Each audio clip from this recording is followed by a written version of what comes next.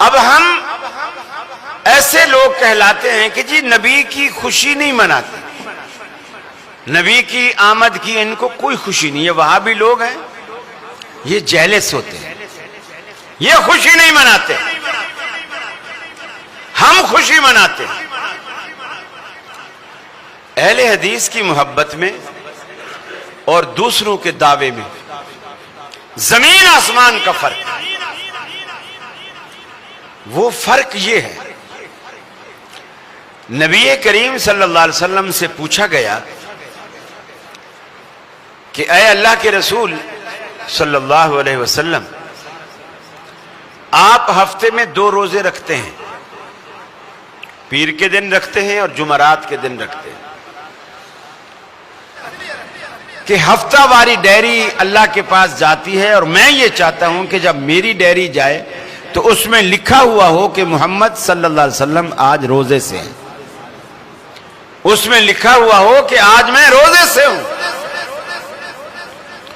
अल्लाह के रसूल पीर का रोजा, आपने फरमाया यौम वुलिदतु फी, इस दिन मैं पैदा हुआ इसलिए ये रोजा रखता हूं। यौम वुलिदतु फी, मैं इस दिन पैदा हुआ। अब रसूलुल्लाह सल्लल्लाहु अलैहि वसल्लम ने साल भी याद नहीं रखा, रबीउल अव्वल महीना भी याद नहीं रखा, दिन याद रखा जो महीने में कम से कम 4 दफा तो आता है, कभी कभी 5 दफा भी आता है, 4 दफा तो लाजमन आता है। अब जो बात मैं समझाना चाहता हूं आपको, सहाबा किराम को जब इस बात का पता लग गया तो सारे सहाबा ये काम करने लग गए, पीर का रोजा और जुमरात का रोजा।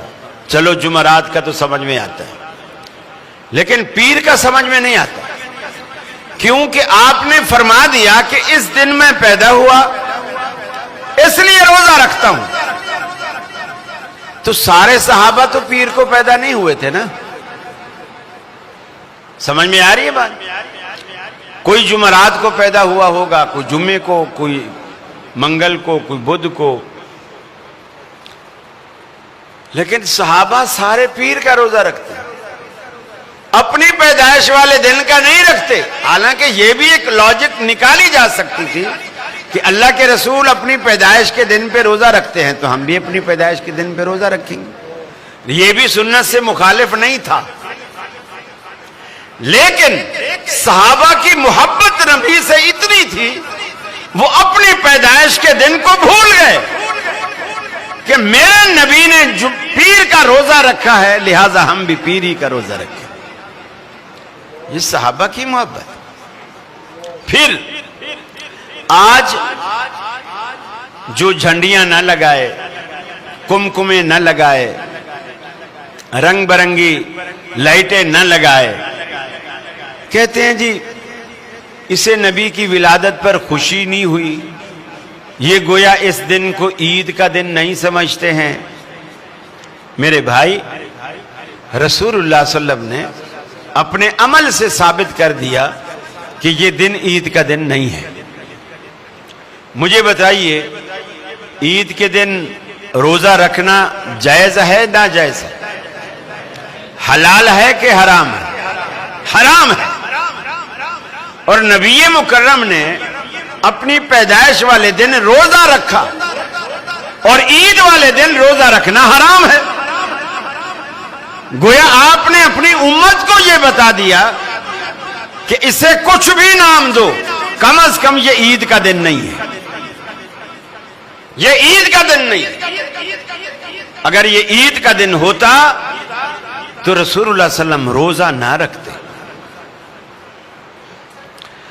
फरमाया या अय्युहल्लज़ीना आमनू ला तुक़द्दिमू बैना यदयिल्लाहि व रसूलिही, ऐ ईमान वालो, अल्लाह और उसके रसूल से आगे निकलने की कोशिश मत करो, वही काम करो जो रसूलुल्लाह ने किए। दुनिया में अगर कोई नेकी रसूलुल्लाह सल्लम ने छोड़ दी तो वो नेकी नहीं, जो काम आपने कर लिया वो गुनाह नहीं। अल्लाह के नबी की पैरवी करो, आगे मत निकलो। पैरवी करने वाले हमेशा पीछे रहा करते हैं, आगे नहीं चलते। नबी के पीछे चलो। ला तुक़द्दिमू बैना यदाइल्लाहि व रसूले, अल्लाह और उसके रसूल से आगे निकलने की कोशिश न करो। इसी वजह से बिदात दुनिया में पैदा होती है। मियां इसमें हर्ज क्या है, कर लेने में बुराई क्या है। माना कि सहाबा ने कब्र पे अजान नहीं दी, अगर हम दे दें तो अजान ही तो है, किसी को गाली तो नहीं दी। मौलवी साहब के सामने थाल रखा गया, मौलवी साहब ने खत्म शरीफ पढ़ा, वहां भी कहते हैं हराम है।